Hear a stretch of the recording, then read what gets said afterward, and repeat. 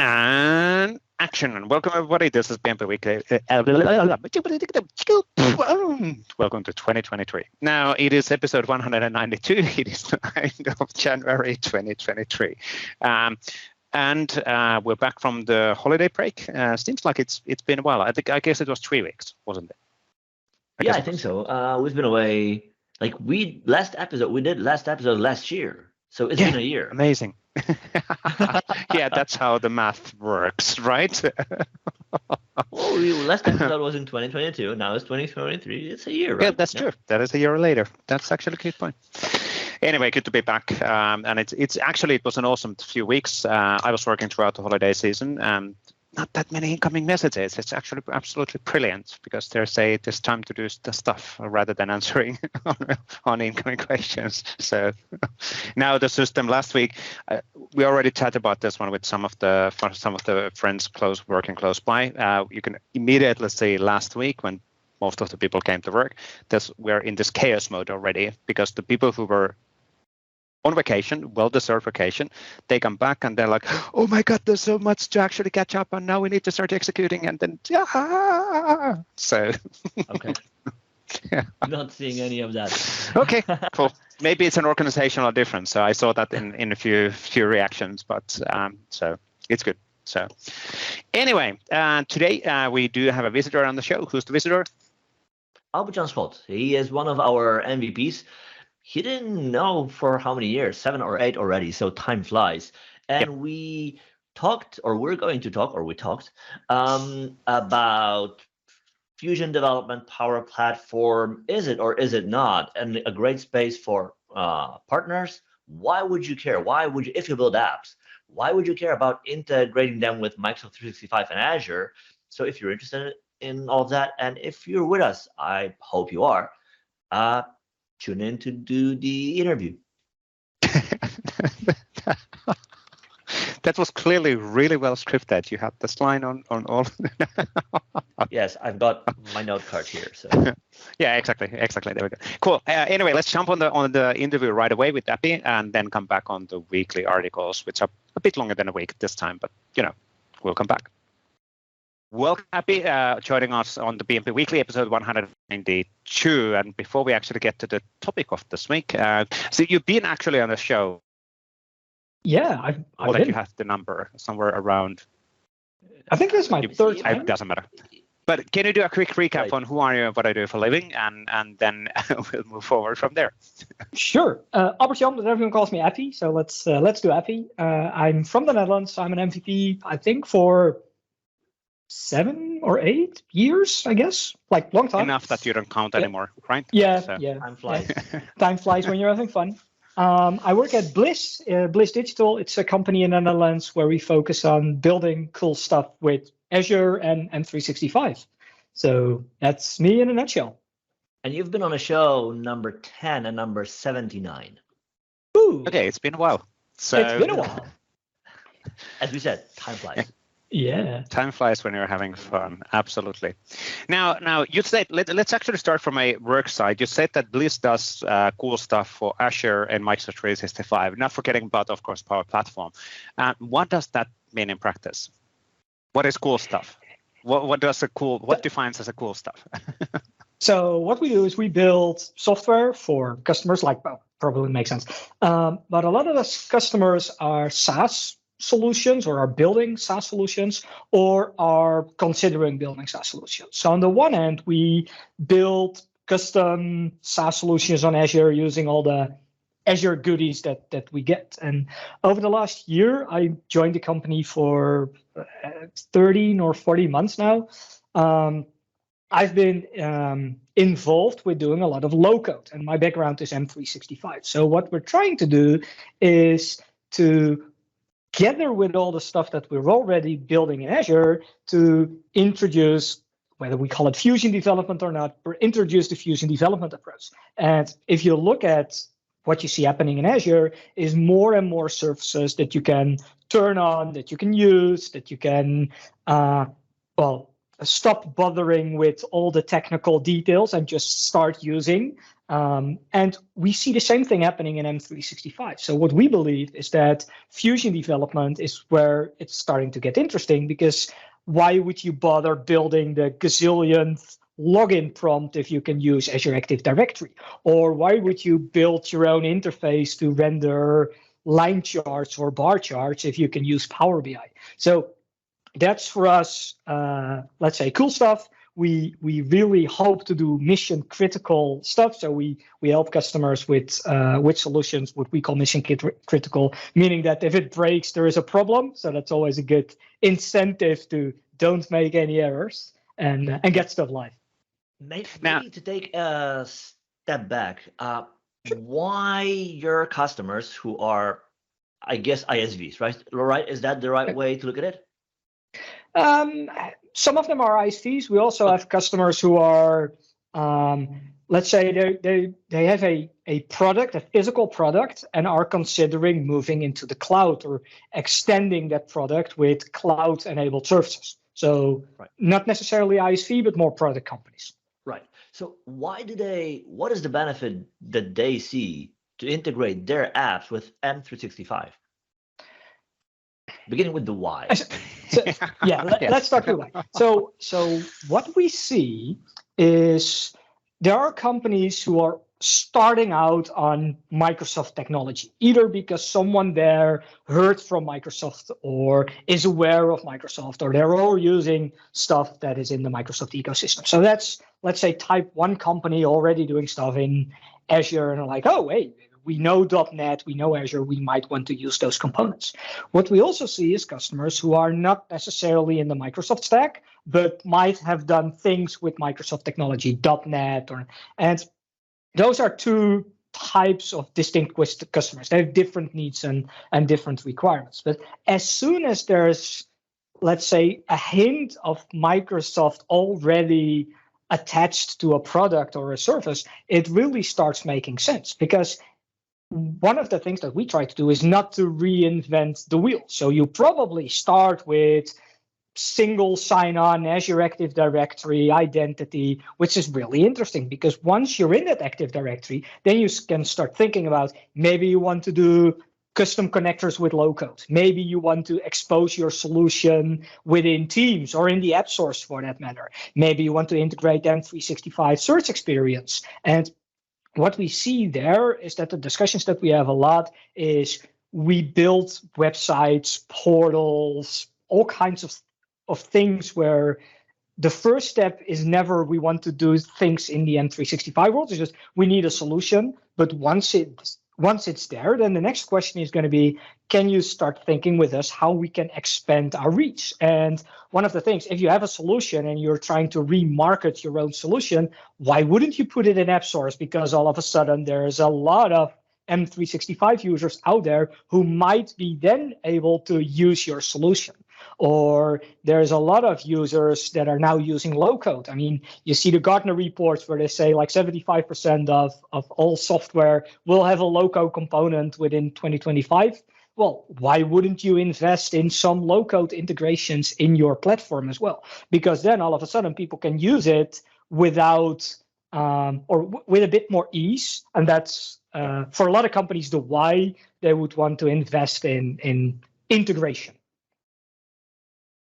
So exposing their application as part of whatever the business solution is, what the end users are building using the Fusion Dev model. Is that? Yeah. The connectors model is, of course, the way of doing this. One way of doing that, and there's multiple other ways of doing that as well. Probably connectors is the easiest way to do that. Is that the right way of saying that? Yeah. Well, I would say it always starts with making sure that you have single sign-on with the Azure Active Directory. That's like step one. And then step two is either integrate within Teams or integrate with low-code. And Teams could be as easy as just making sure that the app is iframed. And I'm cursing a bit here, but just having it as an app in Teams, you don't have to change too much on your infrastructure on your app. You can just expose it, and that's an easy win, as well as the connectors. Yeah, I guess before we go, Waldek, I just coming back on the Azure AD thing. I still remember when I was working as a consultant in the Microsoft Consulting Services many moons ago. That's been a while. But at that moment, we were still kind of hunting down on getting all of the customers to Azure AD. And obviously, that's kind of that penetration percentage is high enough. That's no longer really a growth area. And now it's more about, okay, now we are here. What does it mean? But do you have a lot of customers who are not in Azure AD, and then you start from there, or is it already? We still see customers not being on M365 or Azure AD. I don't know what the actual penetration rate of M365 in the Netherlands is, but it feels like it's like in Netherlands. 90% or something. Like most customers that we encounter have that already. What we see is that there are software vendors out there who started out doing only AWS or only Slack integrations. Like they're not into the Microsoft ecosystem, but even those are now approaching or are now having discussions saying, hey, what can we do to at least make our app available on those platforms rather than staying away from it? They are slowly at least embracing what is possible. That's what we see, at least. And in a way, I'm not sure if that's representative, because in a way, well, we're doing a lot of Microsoft, so they probably wouldn't call us if they want to do some other integration. But yeah. Good point. But the Teams usage all up worldwide is so high that people are basically saying, okay, we've been focusing now on Slack, but yeah, what is that Teams thing? What if we would also expose our application over there? Now, for those who do not know, and I kind of know this question, how hard it is to expose the application in Teams? It depends. yeah, okay. I have to be honest. It depends. I've had on it so long. I'm a consultant, so everything depends. I would say that it depends how much money you have, right? How far you want to do the integration. If you are having a let's say if you have a solution where you have single sign-on with Azure Active Directory, exposing it into Teams is pretty straightforward. If you want to integrate the more advanced scenarios, think about adaptive cards, think about messaging extensions, then it becomes a bit harder. You have to do a bit more work. And well, saying it becomes harder is not necessarily the right way. You have to do more work. If it's just exposing it as an app, then it's really, really straightforward. Yeah. Well, so on that note, what I wanted to ask is what kind of type of integration do you see the most with your audience and customers you work with when it comes to Teams? Do they really lift and shift the whole app as a tab, or are they really interested more in, the contextual experience, as it's called, with messaging extensions and bots that are really a part of the chat? That's where it gets a bit weird. The easiest way is just exposing your app as a tab. That's like straightforward, easy. We see a lot of customers who are doing that. What we also see is that customers who are having, let's say, more advanced software being built. Let's say I want to build a learning solution, or I want to build another complex technical solution. Then it makes sense to leverage all of the Teams integration. So you might want to do messaging extensions, or if you want to do something with e-learning, you might want to integrate into meetings as well. So you're going to do a meeting extension. If you have notifications in your application, then it definitely makes sense to do adaptive cards and send those as notifications. So it's again, it depends a bit. It's not the answer that's the easiest. To be honest, doing tabs obviously is always almost like the 101. You always start with that because that can be live fairly quick, and you can grow from there into better integrations. Yeah, makes perfect sense. Now, let's go practically. Okay, I'm an ISV, I'm a SaaS provider, I have an application, I want to expose that with a tab. What do I need to do? How hard is it? You said that it's easy. What does it mean? It depends. I'm going to do some questions there. Do you already have Active Directory integration? That's actually a good question. I guess from that really depends. To be honest, I can guess that. Let's say no. So. Okay. If you don't have Active Directory integration, then the first step would be to start thinking about, okay, do we need that for our solution? Because then you have single sign-on experience. Or do we accept that if you build a Teams tab, that you might need to sign into that tab again if you go there? So that's not a requirement. First of all, just to kind of you don't have to have that, right? No, you don't have to. But to be honest, the best experience would be if you would have that. I mean, absolutely. Single sign-on is 2023 something that most users would expect you to have, I would say. From there, then you've got a few options. You can do everything yourself. You can use the PnP generator that there is to generate a Teams app, or you can build everything yourself. I mean, that's up to you. But in the end, a Teams app is nothing more than a zip file containing some JSON, 2 icons, and a Azure Active Directory application registration that might be used by the tab, and that requires some configuration. So I can't say whether it's a day or a week's worth of work, but it's not months of development work if you just want to have that. It's better not to make public statement on, no, it's only 2 hours. And it's like, our estimate is, you said 2 hours. Yeah. I learned from that mistake. Right, yeah. And I guess it is like, as you said, right, in the end, it depends. What is it that you're after, right? Because like putting your whole app into an iframe. Yes, it's an easy tick. You can say we're in Teams, but is this really the optimal experience for users? Maybe not, right? So maybe there are other scenarios that are more leaning themselves towards other things like a messaging extension where you can use the app directly within the context of a chat, right? So again, it depends, right? Yeah, and there you would go. Let's say you have a custom learning solution, then it makes way more sense to integrate on other topics compared to, let's say you want, I don't know, I want to book lunch. Then having a lunch app as a tab, which is just an iframe where I can say yes or no, might be sufficient if like I'm at that level of maturity. If I'm a Gen X company where everyone is like 24, then a chatbot might make more sense.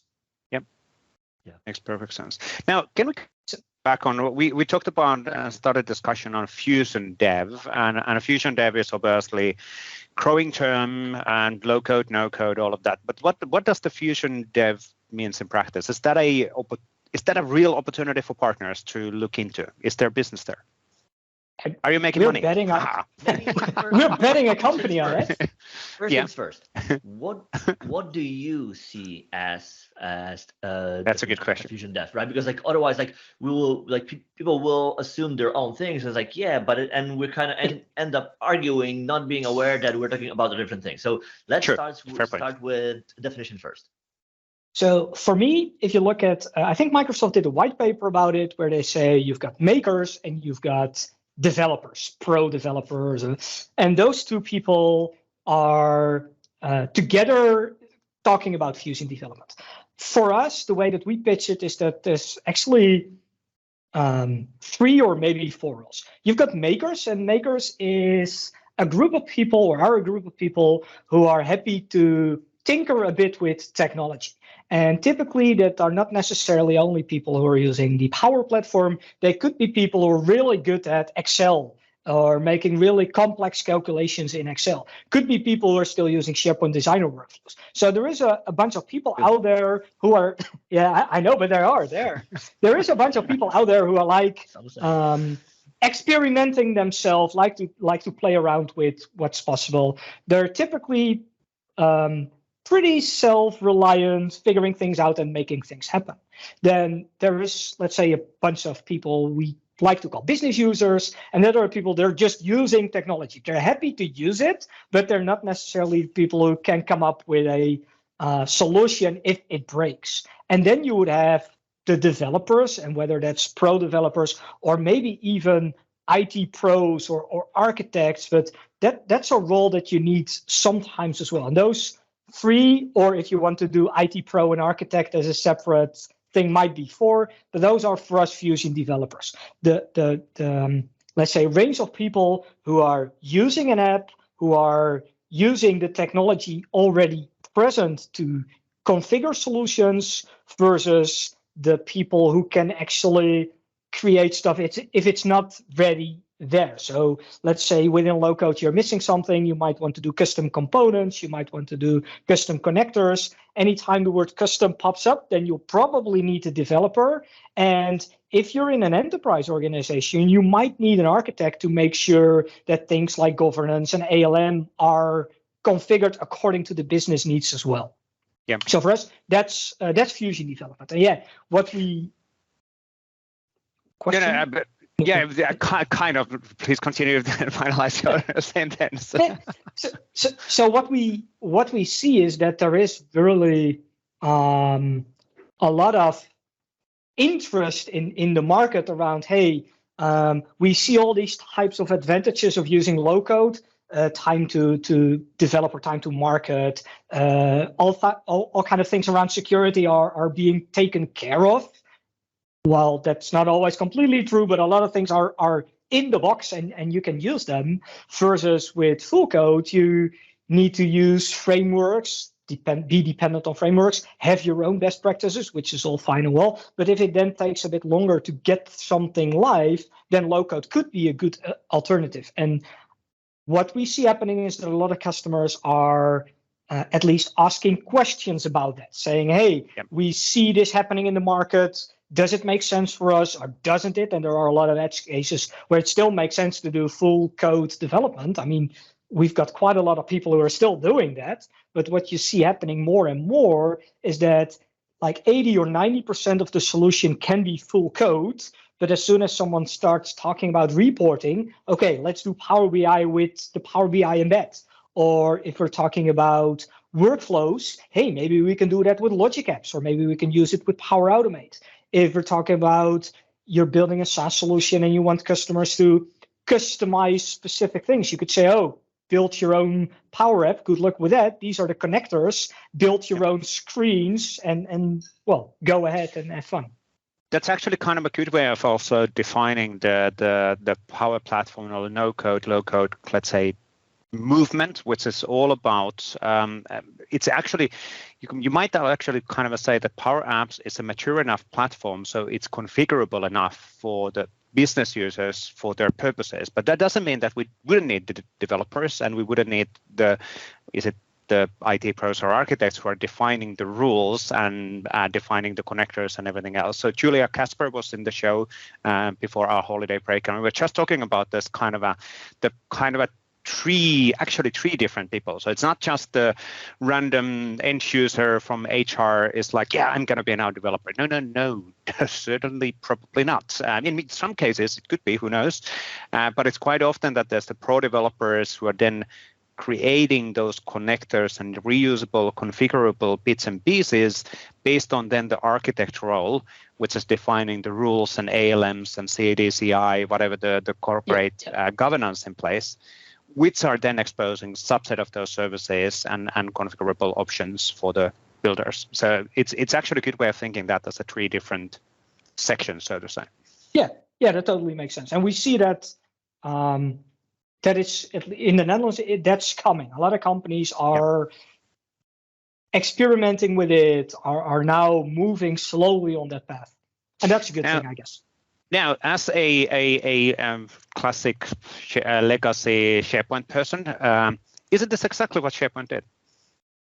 You had the pro developers creating web parts, and then you had the content editors and site builders, and who were basically then configuring the web parts and doing make things happen. So kind of. So what we typically do in our sales pitch is we start with a few slides on what we believe low code is. So one of the slides that is in there is that for us, low code has nothing to do with the Power Platform, at least not in the way that we position that slide. We always say, okay, when you start thinking about low code, it typically misses some proper governance. It misses some ownership. There is no documentation. There are a lot of things, and that's for us what where we see a risk with low code. If you don't take care of that, then you will have a problem there. And that for us is typically the same that we saw in SharePoint. We could go rampant creating, I don't know, completely relational database models in SharePoint lists with lookup columns. Don't do that. That's all fine if you like 10 records. If you've got more, you have a problem. So when you talk about low code, successor might be a too big of a leap. But yeah, definitely. It's the same.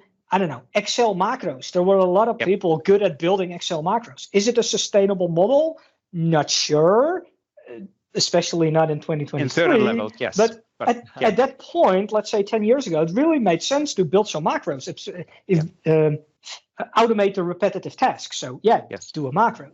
And I think maybe the difference there is, right, that I think the biggest promise that we have in Power Platform are connectors, right? And the ease with which we can connect to LOB, meaning other systems outside. In SharePoint, you could do it in the past with BDC and all of that, but it wasn't as simple, to be honest. It wasn't as simple to BCS, BDC, depending which version we're talking, right? Like Fair where point. in the past we are. So you could say, you could say that the success of the Power Platform in part has to do with the fact that everyone can just get started. I mean, you don't have to have a degree. If you're able to read a few sentences, there is a lot of learned material to get your first flow. I don't know, automate some processing of your email or automate something in your calendar. Really, really easy to get started. And then you can grow from there to rebuild that or share that with some colleagues, and all of a sudden it's team owned. And I think that the next thing is, and you see that happening, that a lot of the announcements that you have now around the Power Platform are, let's say, the enterprise level. So that's the next big step, growing from me to your team to a real enterprise solution. And that's for me where Fusion development starts. If you're building something that only runs for you, you're probably not going to build too much custom code. I mean, I probably would, because I'm a developer and I like to play with things, but a typical user wouldn't probably do that. If it's starting to be shared within a team, then you'll probably reuse some of the stuff that's built on the enterprise level, whether it's teaming or custom connectors. And then when you go to the enterprise level, that's where really Fusion development starts to take off. An enterprise architect might say, hey, we're going to expose this system. We need custom connectors for that. Or we want to do more with Power Pages. So we're going to invest in having some Power Pages templates available that we can use as a sample scenario. I think the interesting part is, right, because like as you said, it's really easy for everybody to start, whether it's building a Power App or a Flow, or you have a cat walking across your screen. There you go. It's okay. Right. So it's really easy to start, but we've probably all seen like really elaborate examples to the point where people are building physics engine in Power Apps, or people have like really complex flows that don't fit on a single screen on a really big screen, right? So in a way, to paraphrase, a movie we probably all know, like a license to use Power Apps is also in knowing when not to use it. So where do you see a place where you should, like, if you want to do this, you should stop, think again, think twice, if that's really what you want to do, because there will be a consequence down the road. Can I answer this? It depends. It depends. No, it doesn't. It doesn't. I think that there are. I think it depends on a customer. As well. I don't know. So I don't know either, but what we see is that in a way it has to do with sizing and scaling. It has to do with licensing. It has to do with available resources. So in that way it does depend. There are scenarios. Let's say pick Power Pages. It's a really awesome tool, but it can become pretty pricey depending on how many users will sign into your solution. Now, if you've got 10 developers benched doing nothing, it probably is cheaper to let them build something, host it in Azure, because you've got Azure B2C, and the only thing you'll need to do is build your own custom logic. If you don't have those resources, or you expect, I don't know, someone signing in every 2 or 3 days, and you might have a maximum of 100 concurrent users, then it's probably cheaper to use Power Pages. It's the same with, for me, Power Automate versus Logic Apps. There are things you cannot do in Logic Apps because there are connectors in Power Automate that are not available in Logic Apps. At the same time, it might require you to do premium Power Automate stuff, which is a premium license. So then it might be cheaper, or you might want to switch from premium to a consumption-based model. So like any, I would say, software project, there's licensing, there's resources, there is timing constraints, and all those constraints determine whether it will be, I don't know, Power Automate, Logic App, whether it might be a custom function or a Docker container running something. So do you have then a framework or a process to define that? So is there some sort of way, kind of a tips on how would you define? Is it a need a regex? No, then don't. Yeah. So yeah, for ourselves, we have sort of a decision tree when to use what. We've been discussing that for the last 6 months, that we should do a few blog posts about that. So that's still on the list. There is a lot of content out there that you can use to map what you need. But yeah, it would be interesting to see, hey, I've got this problem, what would fit best to this solution? Yeah, and I think like the aspects you mentioned, like things like pricing, the licensing, and all that these are important, and also things like skills. But then the thing that I aimed for at initially was really the complexity part, right? Imagine that money isn't a relevant aspect. Let's assume that you could build a game in Power Apps. Should you do that? I don't think so, right? Because at some point you will hit the limits, right? So yeah. Let's rephrase that. You probably can build Flappy Bird in a Power App. And Flappy Bird. Oh, we should put a link in the show notes. What? To Flappy You Bird. don't know what is a Flappy Bird? What? Okay. Where? Gap. Wow. Okay, Flappy Bird was this. Okay, let's say this is interesting lore. Flappy Bird was a game, and this, I think it was an Indian guy who built it, but I'm not 100% sure. And he made like millions a day on just ads running in the game. The idea is that there is this bird. The bird is in the screen, and if you press a button, the bird goes up a bit and then slowly goes down again. Gotcha. So, understood. You have to go through an obstacle course. It's kind of like Mario, but then with a bird. There's one button you can press, the space button, or you can tap your screen. Goes up a little and then drops by itself. Yeah, you need to fly between two things, and Yeah. And the whole goal of the game was to last as long as possible and make the end and see what happens. So you could build that in Power Apps, and it wouldn't be too complex to do that. It is complex, I know, but compared to, I don't know, building, I think I saw Wolfenstein 3D being built in by someone like a 3D-ish game. I was like, holy crap, this is insane. I think it was embed, but still. So yeah.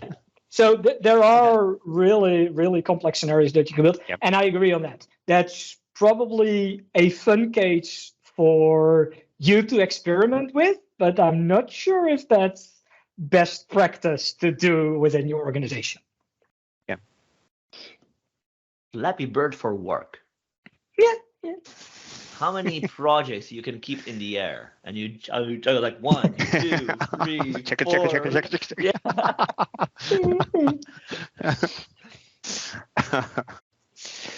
Good. Now, coming on, and would you have kind of a, let's say, top 3 tips on defining? Is it a pro code or low code? What would be the what comes to mind? If it's a we didn't prep at all. It looks like a duck. It's a duck.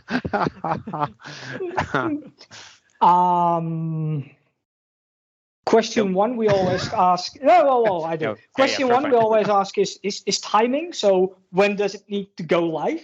Yeah. That's an interesting one. Always, right? Like yesterday. There's no budget. It has to be free. Yes. So one is timing. 2 is we try to get some feeling about the technical complexity, and that has for us to do with how many screens, how many data, what are we trying to do with the data? Because one of the advantages that you have in the Power Platform, if you use Dataverse, is things like data flows and all kinds of business rules you can apply to your data. So if it's like a business solution, then it definitely makes sense. And we try to understand who will be using the solution. So is it, if it's like sort of a website where someone can fill in a form, then the Power Platform might not necessarily be the best way to use.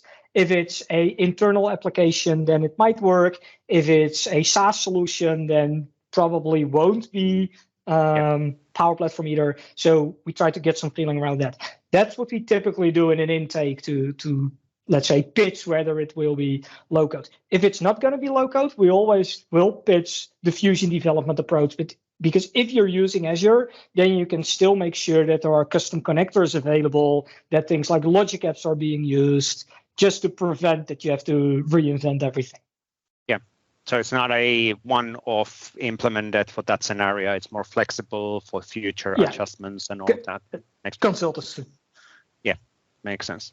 Now, and then let's come back on the one question still, which we ask, or one we jumped too many questions ahead. Is this really a partner opportunity and business? Is there money on it? Is that because you defined it really nicely that it's not necessarily for your customers and for your project. It's not that you just enable the Fusion dev. You actually do the whole project potentially as well.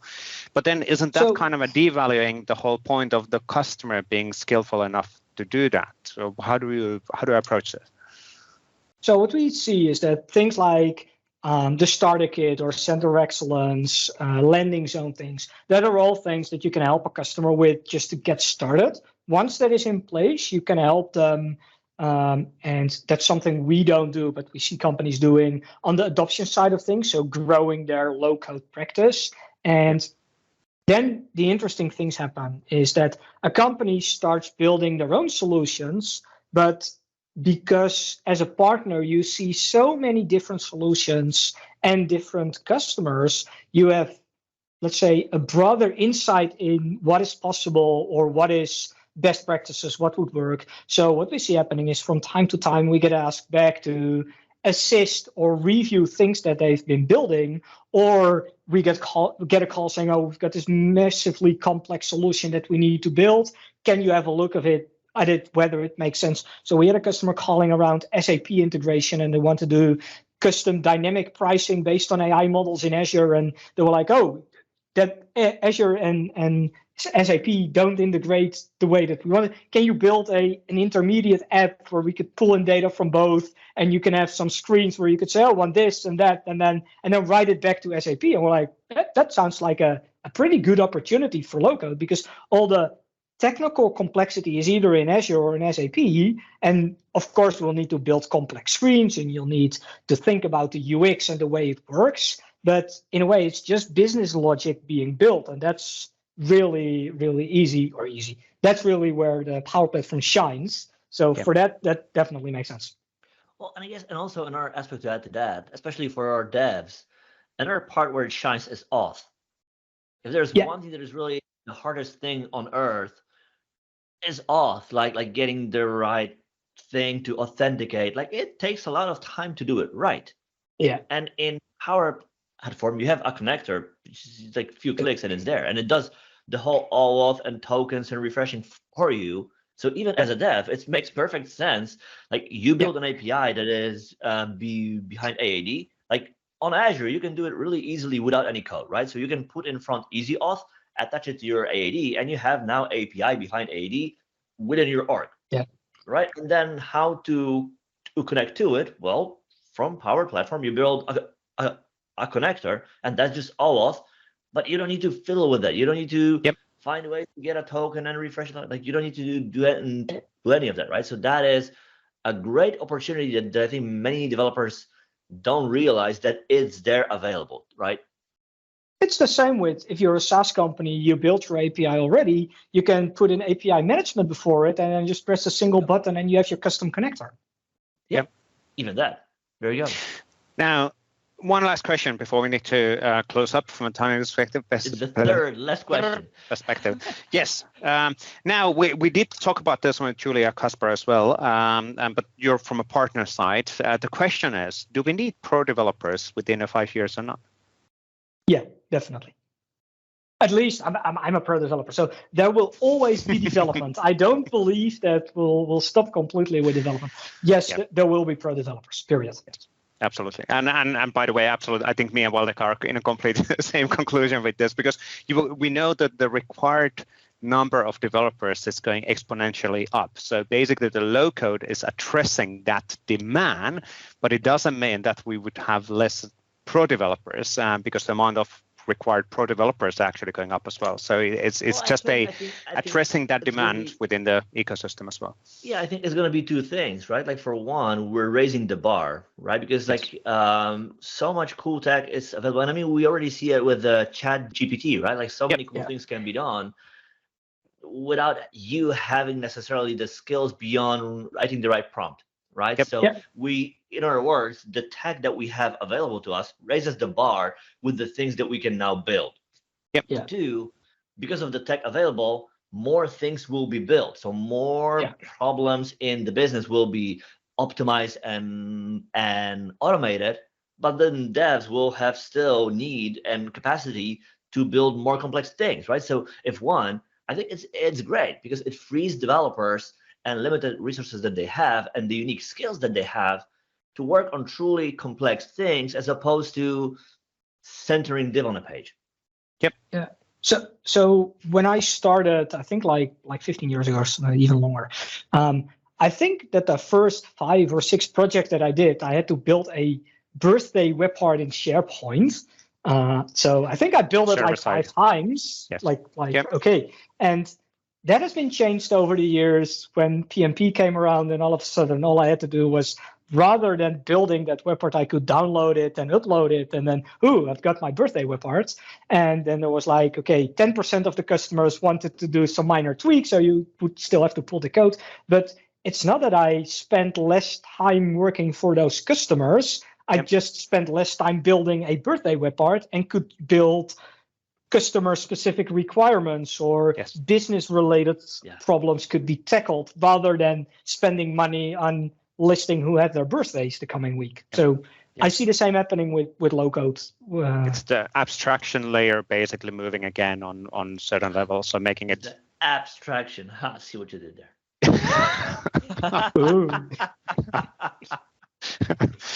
Cool. Anyway, thank you, Abby, for this one. Good to catch up, and we'll catch you on the show again. What was it? 150 episodes between now and previous something like that. Something like that. We were on 10 and 79. We're on 192 now. So in 120 episodes, meaning over 2 years. No, it's gonna be earlier than that. We'll get you back on the show, but good to catch up. Really cool to have a discussion on the low code topics as well, and all the best for the business as well. Thank you very much. It was fun catching up. Thank you. Cheers. And now we'll jump to the weekly articles. I think we have some news this time, which is good. So we're getting back from the holiday break, but let's jump on those with Waldek. Excellent. Thank you, Abby, one more time on the discussion, and good to catch up as well. And it was actually an interesting coincidence. This wasn't really a plan. That this was the previous episode was with Julia, and we talked about almost the same topic actually. So because Fusion Dev, it's good to get the basically two perspectives: the Microsoft perspective, and then also the partner perspective on the same topic, right? Because well, it was planned. Of course it was. It was absolutely planned, 100%. Yes. Now let's jump on the weekly articles. And so we do have articles from the past few weeks, and we did a kind of a random selection of things because obviously we cannot go all of the awesome stuff that have been going through. Pretty quiet actually from a Microsoft side within the past 3 weeks, which is understandable. But at least in the developer blog, we had this awesome announcement. Can you talk about, Waldek, what is Microsoft Graph Developer Proxy Preview 0.3? Yes, definitely I can, right? So last year, I think it was beginning of December, we released a community preview of Microsoft Graph Developer Proxy, which is a tool that allows you to model API errors. And originally that was on Microsoft Graph. In version 0.3, which we released last week, we extended that to basically any API, whether Microsoft Graph, SharePoint REST, CSOM, or any custom API you might have. You can use this tool to model 429, throttling, 500 errors, basically any kind of error that your app reasonably might experience in production. Yep.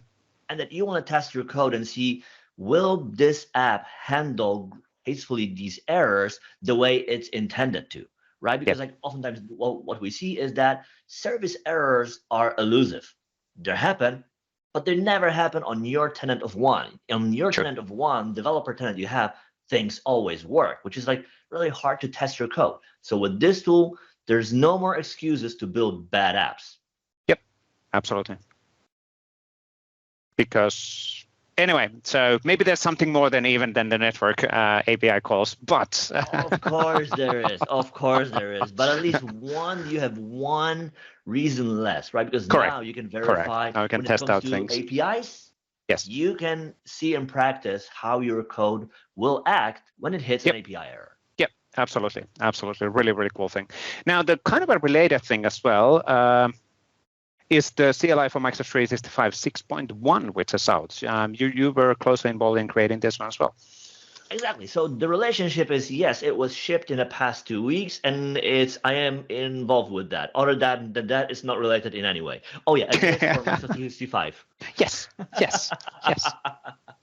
Exactly. Not related on the Graph proxy, but anyway, the new version in here is now out not as well. Not yet though, because so just recently, and let me give you a bit of a sneak peek on the CLI team.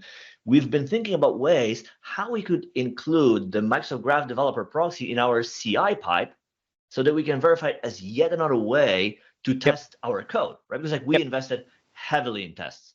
We mock APIs, but we also want to see like, one, have we mocked everything the right way? So what if there is an actual error? And two, have for everybody else who is interested in doing the same kind of reference, we can point like, hey, like if you want to bring proxy to your CI pipes to test your code, here's a reference you can look, because all of that is open source. So you can just have a look at our setup, the actions that we have in place, and you would be able to reuse that based on our work. So that's something that we discussed past week. And everybody on the team is like highly pumped about doing this. So I think it's just a matter of time before that is available. But getting back to CLI, on the last day of 2022, we did another release. So we're release version 6.1 with more commands and enhancements to help you manage Microsoft 365 and your SharePoint framework projects. And a few big areas that we tackled this time around was adding support for upgrading your SharePoint framework projects to the recently released version 1.16.1. We've added more Power Platform commands to help you do more stuff in that area. And then another one cool addition is the Markdown output. So if you want to have a way to document your setup or your farm or whatever else you do, you can now get a report in MD, right? So imagine the list of your whatever you have, sites, accounts, lists, whatever artifact you might have on Microsoft 365, you will get an output in Markdown format directly from CLI. Yep, really, really cool. Good to have the latest version available for sure. A lot of cool stuff in here. Now, on the Microsoft 365 Platform Community blog, we started a new daily series, which is going to be running through January on business days around SPFX. We're not going to go through all of these, but there's a first 5 articles in place, which are basically talking about the SPFX and how you can use that and the different nuances of that, starting with what is it, and then how to get started. referencing documentation, videos, assets, all of that stuff, which is available within our location. Just to kind of a recap, what was this all about? Because quite often we kind of accidentally focus on advanced scenarios, but not on the, hey, I'm a new person, I need to start building something on Microsoft 365. How would I do that? And this series actually goes linking through the previous article and always the upcoming article as well, or it's going to be updated when our new article is out. So you can easily then follow up on the series afterwards as well. So it's not a time-sensitive thing, and talks about the different scenarios and things like using Microsoft Graphics SPFX solutions, or what is the tenant or site scope deployment. So more stuff on this one going to be released this week as well. So we're looking into having 21 articles by end of January on this. That's cool. Now, there was also a great blog post from Louisa Fries related on material design component library for Power Apps. Louisa Fries, April, and Robin did recently a community call demo on this one as well. And basic idea here is that, well, they created this design model where the look and feel of the Power Apps have been improved. So, and then you can actually increase the experience and make things better. And it's all available as a design toolkit in the GitHub. So that's going to help on people to make good looking Power Apps using the existing components. And they, of course, take contributions as well. So we would love to have a model where we build one or two, a set of controls and reusable designs together with community, because, that's how it should be. We as a community are so much stronger as we build things aligned together rather than a jillion of competing messaging and all of that stuff. So really, really cool stuff. And Louisa Fries also had I can talk about this one and then we'll move to another sections. Everything. I'm just You're here for the already. Louisa Fries had extend Azure AD to add pronouns to people cards component in Power Apps. So she's kind of testing out designs related on which are aligned with the Craft Toolkit, but in Power Apps. And you can, of course, make the Power Apps look similar as Craft Toolkit. You cannot use Craft Toolkit as such, at least for now, in Power Apps. But there's interesting scenarios potentially there in future. And she's basically explaining how you could introduce pronouns in the card, like she, her, underneath the name in here. So that's kind of the storyline within this blog post. What do we need to do to add that additional attribute to Azure AD user object, and how do we then expose that using the Graph APIs? So really, really cool stuff. Now, then David had an awesome announcement on Friday, which is getting a lot of attention. Absolutely. So what was that all about?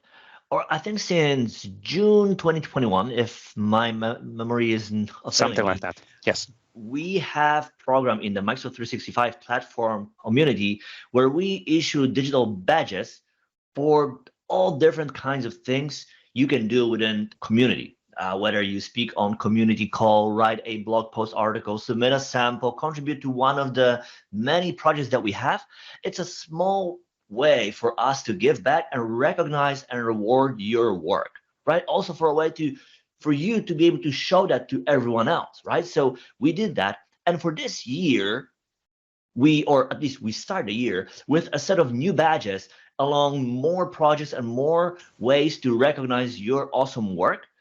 Yep. So we will have badges for list formatting sample, adaptive card extension, CLI, PnP PowerShell, community contributor, in the Microsoft 365 and Power Platform community at large, and then Power Platform samples, sharing is caring initiative, independent publisher for Power Platform connectors, and many, many, many more to come. So yes, exactly. These are just things you can share, and we give you to appreciate your work and recognize your work, and you can show off.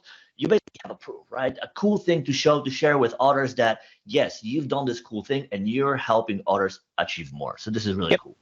Absolutely. Really, really cool. And great work on David on the designs and coordination of this one as well. So really, really awesome stuff. Now, we also had a new articles, some new things which have happened within the past week. So Mark D. Anderson had a new blog post related on SharePoint list and libraries, modern versus classic view settings. And this is kind of a Mark is always looking into having, can we please have everything in the modern?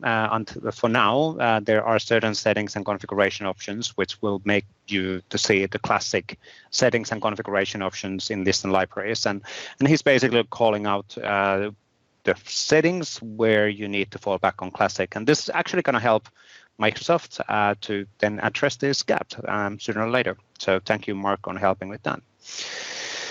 Then this one is really cool. Techuan Kavarhara created a list formatting sample. And actually, he shared a sample that's been created by somebody else, because there's a created by sorry, completely right? Good point.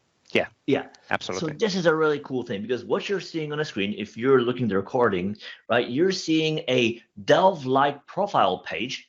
Yes. But it's built on top of a SharePoint list. So you have the data in a list, like a person info with their about, projects that they do, skills, expertise, schools that they completed, the badges that they have, with whom they work. Basically a Delve-like profile page, but then built on top of a SharePoint list. That is insane. That reminds me so much of a single page app that I've built a while back, I think with Angular even. Something like 10 years ago, probably even more, right? Yep. It was basically the same thing, kind of like, hey, how could we have a richer experience to showcase a person's profile, right? And then like at somewhere we had Delve, but now you could build a similar experience on top of a SharePoint list. That is insane. This is really cool to see, like how far you can take it. Yeah, is this actually real world production ready? No, not really. That's not intended as such. It's more on how far we can take the list configuration and formatting dependency and what's the art of possible there. Related on that one, the tweet actually has links to the Microsoft 365 unified sample gallery. And from here, you can easily then access the information. So you basically view in a GitHub, and that will then get you access on that definition, internal CV, JSON, and I guess this will be a bit longer one. But luckily it's no code. No code, right? Yeah, it's a no code solution to do things. I have huge respect for anybody building this, because I wouldn't know how to debug this to be honest. True. The really, really cool stuff. Thank you, Federico. Sapia is the person who actually provided the sample. So really, really cool stuff. So now Marcus Müller had a dual blog post, and what I will explain what the dual blog post actually means, or double samples. But this is really about having a Microsoft Teams application exposed in a Microsoft 365 app, either the SPFX version or the Yo Teams version, meaning the native Microsoft Teams app version. It could be just as well Teams Toolkit version. Yo Teams and Teams Toolkit versions are pretty much the same. So they're outputting externally hosted application. SPFX version is the one which is the Microsoft 365 hosted application. But basically a blog post explaining how would you do that and how would you expose the application to be then available across multiple applications, and what are the settings, how do you identify where you are, how can you behave differently based on the host where you're actually located. And the implementation isn't actually pretty decent controls and all of that implemented in here. The second one is basically the Yo Teams version, and as said, it could be just as well Teams Toolkit. It's externally hosted application style, and basically how do I create those? What are the outputs? How do I do the implementation of that in the Microsoft Teams? It's actually pretty cool that you can have almost a similar style experience, and then it's up to the developer to decide, do we need to host this externally? Does that provide value? Can we host that internally using SPFX or in Microsoft 365? What is the right way of doing things? So both of them have their own advantages and disadvantages, of course. Thank you, Marcus, on that one. Then we have an article from Leon Armstrong. Why is my English in a weird format? Yes. Yes. It's not us. It's not you. It is us. It's me. So it's okay. Right. Yeah. So yeah, this article is about Microsoft Syntax pay-as-you-go configuring and analysis, and I think it's about like setting up the first steps for you to be able to use Syntax, and how do you set up your tenant to be able to use it? What are the different options for billing, and so forth and so on. So a really nice breakdown of the different options that you have to take in your tenant in Azure to get everything in place to be able to use the power of Syntax. Yep. And again, Microsoft Syntax is the content management, automation, artificial intelligence, machine learning behind the scenes. It's actually pretty mind-blowing when you see it in action, and the way it's going forward, leaps of forward with all of the new releases and features which are coming up. Now, then we had an article from, let me click that one, from Sudharsan related on PnP React controls, part 8, folder picker. So basically, how do we integrate a PnP React control in an SPFX solution in the code level, and how does that then work in practice? And this demo is actually pretty cool. It's pretty small, but let me actually click. Can I do that one? There we go. But how you can actually do the picker implementation in place, and how you can access the information, how we show a panel on the left side. So these are the PnP reusable controls, which will improve your productivity as a developer if you're building for SPFX. Now I need to find a button. There we go. Now I'm out from there, and there's even a sample available on that. Then there was an article from Michael Mallet. Why is my tongue so wrong today? Michael Mallet? Monday. About SPFX form customizer boilerplate. That sounds very much like, you're building form customizers time and again, and every single time you do, you need to do a few different things to get really in place before you can even implement the code. And I guess this is about that. Yes, what is the correct. minimal template you need in place to effectively build a form customizer on SPFX? Question to you, why isn't that in product? Why isn't that in product? That's a good question. We should have a baseline components from the product. We've been pretty hesitant to actually provide baseline components. So, for example, one of the examples being the web part title, as an example, it's provided through PnP controls, not through the product, not to provide any too opinionated implementation styles. But again, we could actually have this kind of a baseline component coming from the product as well. So, fair point. Good feedback. Yeah. We'll see what we can do in the future. So, but really, really cool. And I know Michael is scheduled to actually do a live demo on this one in Community Call pretty soon as well. So good to see that one in practice. Then we had a new sample, Microsoft Teams apps sample from Alex Clark and his friends related on Request a Team V2, really, really cool implementation, a clean setup as a Microsoft Teams application, and it actually shows the different scenarios and capabilities within the Teams implementation again. So these are. This is a Power App implemented as a Teams app, or exposed as a Teams app. Yeah. Okay. Yeah. So which is really, really cool. And this is available from the GitHub.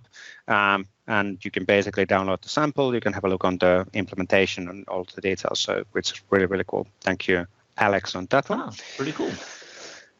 Then there was an article from Peter Venstra. Yeah, and it's not one. So this is a first part of series that he has about using the Microsoft Graph API in Power Platform, right? So Microsoft Graph is the API to data and insights that you have stored in Microsoft 365, right? And you can get anything and everything through it. You can get info about users, groups, application calendars, emails, you name it. Tons of info available to you through this API. And Peter goes through the steps like, how would you use Graph, right? When there is no connector, how can you tap really into the API to make an API call and get the data available in your Power Automate flows or in Power Apps? Yep, really, really cool stuff as well. Thank you for that. Then Wartman Despande had a blog post from a 19th of December building Microsoft Teams app, posting message to Teams on behalf of the current user, which is quite a common scenario actually. So basically working as the user as you are operating against the Microsoft Teams. And how would you do that? And that implementation details. Thank you, Wartaman, on that implementation reference in practice. So this is basically, that's the message, but you're not posting that as a bot. You are posting that as the user, and that's the key point here. You're basically working on behalf of the user, which is really very cool scenario as well. And then we had a WALL-E, Microsoft new zero-shot text-to-speech model. Can duplicate everyone's voice in 3 seconds. Yes, that was just an announcement that we picked up on. And that's an interesting thing. So apparently at Microsoft, we experiment with a new text-to-speech, I guess, AI-based technology, right? Yep. That allows you to reproduce speech on a very small sample of text. That's incredible. Like, imagine how productive you can get. Like, if you need to, I don't know, dub videos or record your speech under video and narrate some stuff. Or maybe there's somebody who cannot read, right? And they want to read the message, but what if you could get that in, like, imagine that I send you an email and you could have it read in my voice as if I was talking to you, Yep. as opposed to having a robot voice on everything. Yep. That's actually really cool. good. That, and then in our Azure AD profile, we should be having that persona-styled definition, and that means that for 3 seconds definition, and then that means that when I send you the email, you can actually ask. That's actually, yeah, But we could extend to Azure AD. In LinkedIn, we already have the ability to record like your own name in your own voice, the way you pronounce your name. That's more than enough. I don't know if it's just gonna take 3 seconds, but like if that was kind of like a personal greet, then that already has 2 things, right? Because you introduce yourself, and the same sample can be used to then generate the order. That's actually a pretty cool idea. We should. We are here the whole week. Cool. And then 3 more videos, and then we'll close up for the episode. So first of all, Paolo had a new video on hosting SharePoint Framework 1.16 web parts in Office and Outlook. So basically building Microsoft 365 applications with SPFX. Web part is just, well, if you come from a SharePoint world, web part kind of makes sense. It's a web part which you're exposing in Outlook or in Office.com. If you don't come from a web part, from a SharePoint world, web part is just, it's a panel. It's a component. It's a widget. It's a widget, which is basically the component which is then the application for Outlook and Office and for SharePoint and for Teams. And he talks about how to actually make that happen. So you can reuse exactly the same piece of code across the different applications. Putting you on a spot. If you don't come from SharePoint background, why would you use, in a nutshell, sentence or 2 top, why would you care about SPFX? Well, SPFX is a industry standard technology, and you're using web stack development, and it's automatically hosted with a single sign-on automatically happening in Microsoft 365. It's really the easiest way to build your React components and expose cool applications in Microsoft 365. So. Mike Pro, yes. Good. And then April had a new video related on desk reservation Power Apps template, make reservations easier. And that's a really cool sample as well. So it talks about the existing sample which is available, how to take that into use, how that behaves and all of that stuff. It's a nice looking sample. The samples are getting better and better. That was I recall the arrow on the top left. Is it the Metro UI in Windows Phone? Oh, yeah. You know, the arrow on the top? Yeah. Yeah. Anyway, yes. But really nice looking implementation as well. And that starts looking really, really cool. So cool looking application. And really, again, proves the fact that you can make actually pretty looking Power Apps. They don't have to look ugly, which unfortunately some of them do. So I think we're having a lot of progress in there. And then we had the last video is 7 great things you missed from Power Apps this year. And this is basically Shane covering 7 the least viewed videos from his YouTube channel, which is a clever way of getting more views, by the way, Shane. But it's actually also kind of a showcasing things what people didn't necessarily understand. What was the point of the video, the technology, what would be the benefits out of it. So good way of reusing the videos and reusing the assets. And then I think he is actually, he's calling out also how many views some of the videos are getting. So really cool stuff as well. Yeah, cool. And you will get double chain. There we go. Good. Excellent. What's happening this week? Planning. As people get back to work, we can finally get to planning in a sense. Well, not really planning, but more alignment and agreement. We planned already. We have plans in place. Now is the time to align, double check that we are still in sync, and execute. So You will be hearing more from us, or at least from me, in many ways. Like, we will keep building CLI for Microsoft 365. There will be more versions coming from the Microsoft Graph Developer Proxy, and we will have some more exciting content around Microsoft Graph and Microsoft Teams and Teams Toolkit. So stay tuned. Yep. And on my side, quick teasers. At the time when this video goes out, we should have already released the Microsoft Graph Pages API for preview in Microsoft Graph, and there's going to be an announcement on that one this week. We also have the new Microsoft Learn module for Viva Ace development, which is going to be announced on Wednesday, so day after this goes live, depending again on when you're watching this. There's going to be an announcement related on Viva Toolkit, and a lot of stuff actually happening. Yay. So, and as we're releasing now, if you're releasing this or if you're watching this the day we release it, I will be presenting how you can use Microsoft Graph Developer Proxy in context of SPFX. Sure. And if you missed that one, it was recorded and it will be available as a recording in the YouTube. So it's all good. So, but don't miss it. I'd rather you attend live and ask me stuff. Sure. That's why we have the community call, so people can actually ask questions. So absolutely, there's a quite difference. So in some of the videos, we even have the video in YouTube, and then we have the community call recording as on top of that, because that's actually cool. So it's not overproduced and it's live, and there's a certain amount of difference when it happens live. Authentic. So yes, exactly. Cool. But I guess that's it for now. We'll get back with a new Vesa next week. I need to upgrade myself, clearly. New year, new you. Some of my NPM packages are mixed up. So we'll be back within a week. Thank you, Abby, one more time for the discussions, and thanks everybody for watching. Keep the feedback coming, and if you have good ideas on who would you like to see as our visitors, let us know. We'll reach out and see who we can get. Thank you for that. Thanks everybody. Cheers. Bye-bye. Bye.